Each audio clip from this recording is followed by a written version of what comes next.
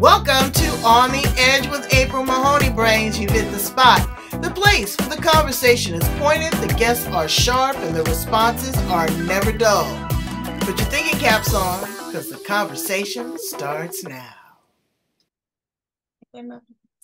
Brains, we just had some technical difficulties, but we're about to do it again, all right? Welcome to On the Edge, the place where the conversation is pointed, the guests are sharp, and the responses are never dull. And today we have Monique London. She is an amazing woman. She is a survivor of domestic violence. She is a motivational speaker. She's a bus driver. I'm going to give her some hell about that. And she is also a union representative. We're going to talk about all those things and then some. Her story, her journey, and her truth. Let's welcome her to the edge. How are you, Monique? I'm well, thank you, Miss April Mahoney. How are you? I'm at the top of my game, except for that technical difficulty. I was so excited to have you on there, but we had a dry run, and let me tell you, I'll get ready for it because we're going to talk about it. So, Monique, tell us a little bit about how you show up in the world. Well, I show up in the world, yes, just like you mentioned. I've been a school bus driver for 26 years. And let me tell you, it's been a journey. It's not who I am, it's what I do. And so I'd like to also mention, to talk to the listeners, first to say that as being a school bus driver, adversities is something that I've always lived with the kids or myself. And so I want everyone to know that, when we're in our adversities, yes, it's a struggle. But who I am is what I've gone through is who I am today. So I just know that in adversities, just to talk to you about that a little bit, they are challenges, and we know that our adversities are basically struggles. But the actual real definition of adversities is they are difficulties and they are a state of hardship with one who deals with in life. Some of us have short ones of adversities and some of us have long ones. Even some of us may feel that it's lifelong adversities, but I'd like to let you know that you're not alone. If you don't mind, I'd like to tell a little story about what I'm talking about, if you don't mind. Oh, and sure. It's just a little short story. Give us some knowledge. I'm gonna give you some knowledge. So, as a school bus driver, like I said, I've been driving for 26 years. But this one particular year, I drove this little boy that's 8 years old named Jameson. And this was on Thursdays and Fridays. So I would drive Jameson to his therapy. And with me driving Jameson to his therapies, Jameson's favorite part of the bus was the back of the bus. Why was Jameson's favorite part of the bus the back of the bus? Because he said he was hiding. And I said, okay.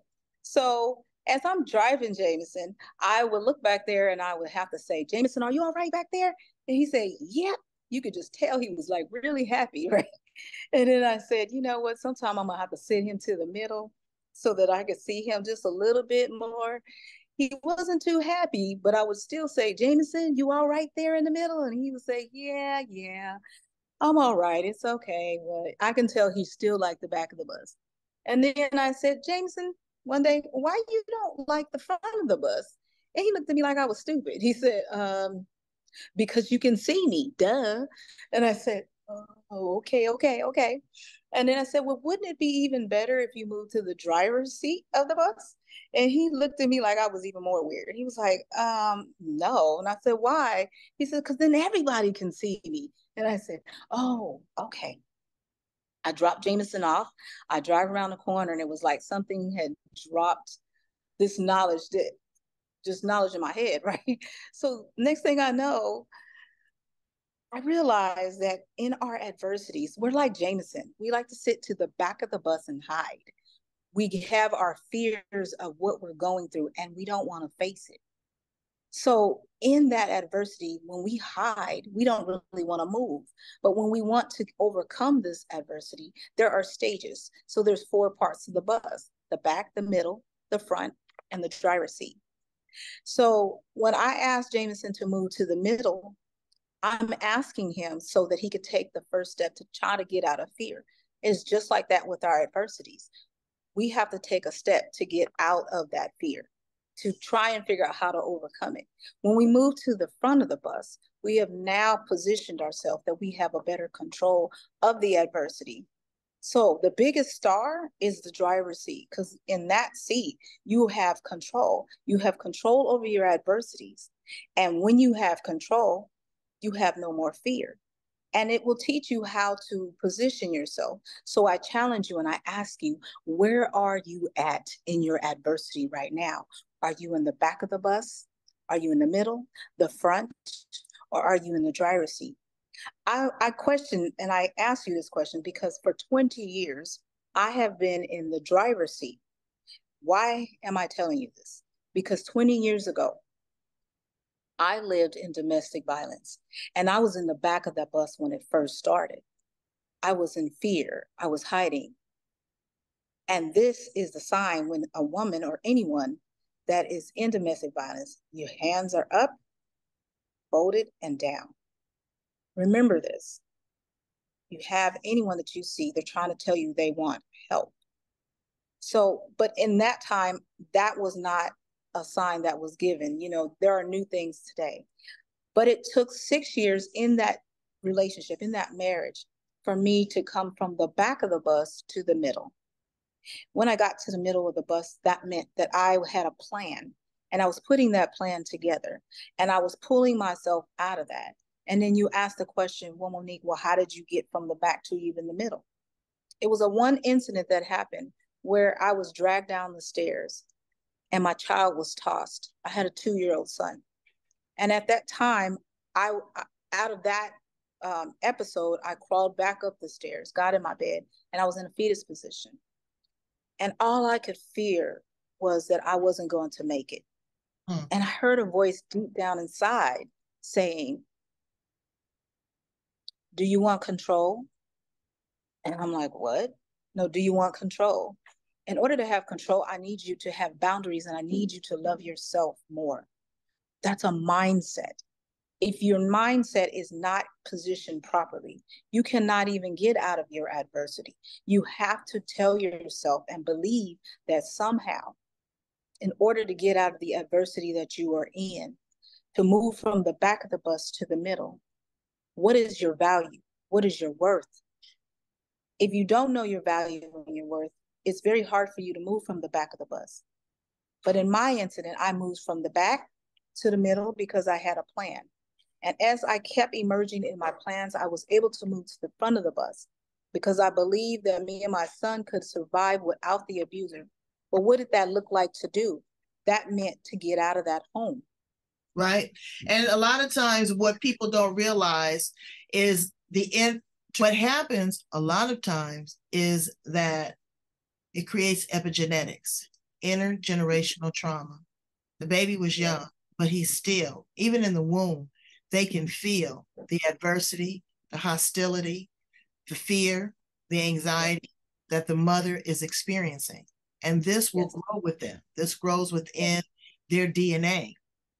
The abuser, like you said, you were telling me that people thought that, they was the coup de grace, that this was a nice person, that they wouldn't do that. And people shunned you. People didn't believe you, the ones that did not see the bruises. And you have to hide those scars, continue to go to work, drive the bus with them badass kids. But you know what? And that takes courage too, because you're seeing the children that are living with adversity. They're, I don't know how old your kids are, but 6, 7, 15, 20 years old. You see them getting on the bus, they dirty, they're hungry, they're using drugs, they don't know how to express themselves.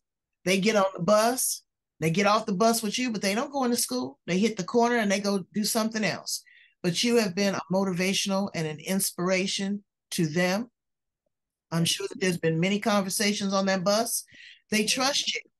They know that that's a safe ride, that that's a safe place. I'm originally from Los Angeles, so I know what it was. We used to call it the RTD, Richard, Ted, and Dave. There was a Rapid Transit District bus. They call it the Metro or something now. I don't know. But that was a heck of a ride. But for you to be a school driver and still stay there 20 years, you're also a union steward. And I want to talk a little bit about union busting. You know, they've been trying to do this for a long time. I was a part of the SEIU. I was a grocery checker for years. One of my favorite jobs ever. I loved it. But look at the writer's strike. Those people have been on strike now for over 100 days. The nurses have went on strike. The buses, the city workers in LA, everybody in LA is on strike. Yes. And I knew we were going to cause that. Being on the executive board as treasurer on the second largest union of the United States, we set history.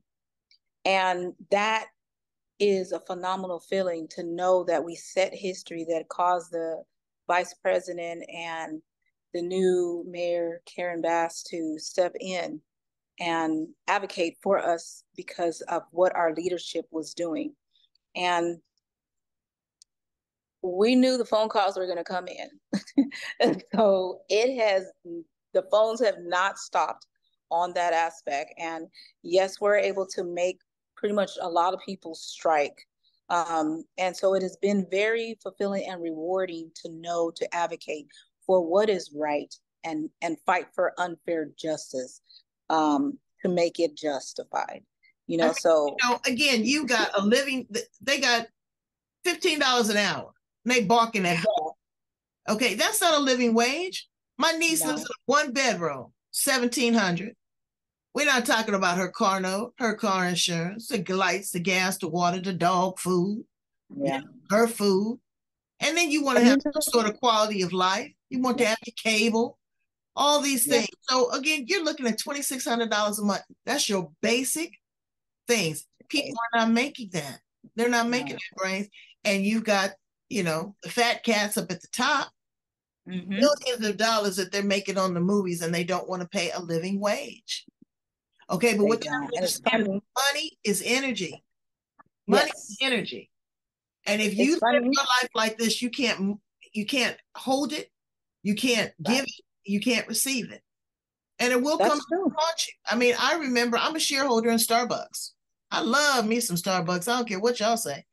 I do because they were like In-N-Out Burger. They paid a living wage. They gave medical benefits. They gave educational reimbursement. But again, I'm not there the day to day. So I didn't know what was the inner workings of these organizations. I knew how much money they was making because I was getting a profit. But these individuals mobilized. And so now they are unionizing. And I'm very happy. I have no problem with that. There should be an overseer. There should be an overseer. That's true. It should. It's funny that you mentioned the $15 because we were also the union that started that. So when people were making below that, we advocated in the state of California for that 15. And now that 15 is like bubblegum in a way, because of inflation. It's nothing but gas and all that. And then you've got all these people living in squalor. I can't say, I'm originally from Los Angeles. I was there a few weeks ago. And the mayor, I have to give her credit. I know that people are not happy being off the streets, but I went downtown to my favorite garment district and I could walk the streets. I could actually breathe. They've power washed. I know that they are working to put people into homes, but this was becoming a third world country. We were going backwards in time instead of forwards. It was regressive and not progressive. But talking about progressive, you have decided to write your story and put it in the pages of the book. Tell us a little bit about what we have to look forward to in the release of your book. Awesome. Yes. Remember the part that I was saying, I was laying in the bed in a fetus position and I heard, conversation, do you want control? I also heard, if not now, then when? And I said, what? If not now, then when? And it really is a serious question because anyone can actually, when they read this question, and you're in the domestic violence or you're in any adversity, the question is real. If not now, then when? And you know what when is. When are you going to get up from the back of that bus and get yourself to the middle, the front, and the driver's seat? When are you going to help yourself stop being the victim of that adversity and go into a victor? So I named the book, if not now, then when, from victim to victor.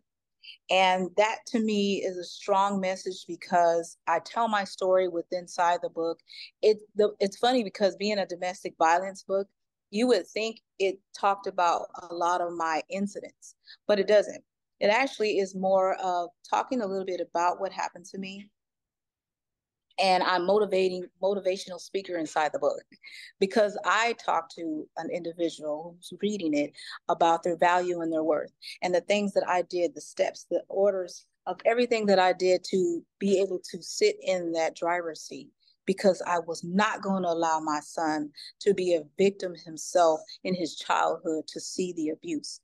And so when inside this book, it gives all kind of resources. It gives my story. It allows you to know who I am, where I come from. I'm from Ohio, by the way, Cincinnati. Hey. I know. Hey, So, I got folks in Ohio. Shout out and to I Ohio. also, right. And I also learned my great grandmother, she was a victim of domestic violence. And I was like, when my dad told me, I said, what? I said, well, that's amazing because me as her great grandchild now has a book to talk about. And I put her little story, so I dedicated the book to her. But you know, for the title of this book, and when you read it, my hope is that it will give you the resources to become a victor and remove yourself from victim. I don't know how many people it will reach and how many people will actually follow the instructions in it and the uplifting. But all I know is that my prayer is that the book will help as many that it will allow. Well, it is going to be a bestseller, all right, because we already going to claim that. Yes. And we don't, you know, as readers, we don't want to hear the same, he did this, they did that, you know, I did this. You want to be able to have a strategy. You want to be able to know that there's a plan. Yes, this happened, but without God, you know, yes, it could have happened. So you've taken your skills, you've taken your leadership as, you know, in the union, your activism, your support of women of domestic violence, and you went back to school and become a certified business and life coach. Why did you choose that? Because there's a lot of coaches out there, and I say this with love to y'all, but you still team players. You still sitting on the bench. You're a disgruntled employee. You've been, you know, laid off, or you've quit for whatever reason, and now you think you're the subject matter expert. But you have to understand that you are hanging somebody out to dry. You are holding their life in the palms of your hand. And if I work with a coach, even a mentor, I better see what I need from you exuding out of your pores. I want to know that you are in it to win it. I don't want you to try to reinvent me. You can't reinvent the wheel. Only thing you can do is make it roll faster, smoother, or put on some tougher tread. That's all you do.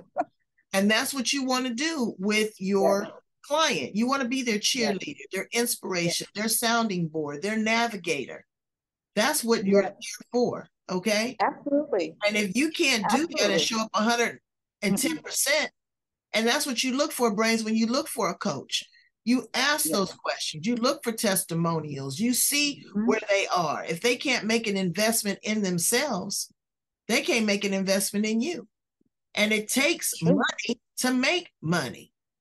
You can just jump out and be an entrepreneur with no marketing, with no logo, with no publicity, none of that. You can't do any of that.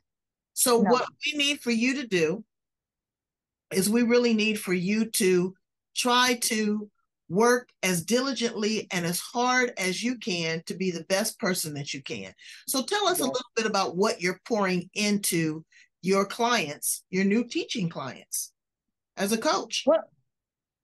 What I'm pouring into first, what inspired me to become a business life coach is because I actually hired my own. And that was something I always wanted. And in that teachings, and I love Dr. Karen. Dr. Karen is a woman after women's hearts when it comes to life coaching. And she inspired me so much until I said, you know what, I put myself through school. I have a bachelor's and a master's in business. So me being an entrepreneur, I was like, you know what, my personal experience is what my purpose is when I pour into the clients. I would never tell my clients to do anything that I have not gone through as a business person, as a person, you know, that has the understanding of entrepreneurship, the different phases that you go through, the adversities, and what I've experienced in my own personal life coaching. So for me, it is definitely pouring into my clients step by step, holding their hands. No, I will not change their life, but I will hold them accountable, because if you don't be accountable, how can you be successful? Exactly. And I that's say that again, if you're not accountable, how can you be how can you be successful? successful? Right? Exactly. And so a part of that is building the business, knowing who you are, being authentic. I don't know about that transparency, because you don't need to see everything. Some things need to be held No. close to the vest. Yes. Okay. Having I a agree. business plan, following through, taking responsibility, you know, accountability, but also keeping it 100. So thank you Yes. so much for keeping it 100 with us, Monique. You are the absolute queen of everything. And again, don't give her no problems on them buses, brains, or I'm going to come and get you. Thank you for all that you do. I'm sending you love and light. We will put all of your contact information at the back of the interview so that people are able to contact you. When the book is released, I'm going to have you come back and read an excerpt and be a part of this thing that we call On the Edge. Thank you so much. I appreciate you, sister. Thank you, Miss April. All right. Bye, brains. Bye.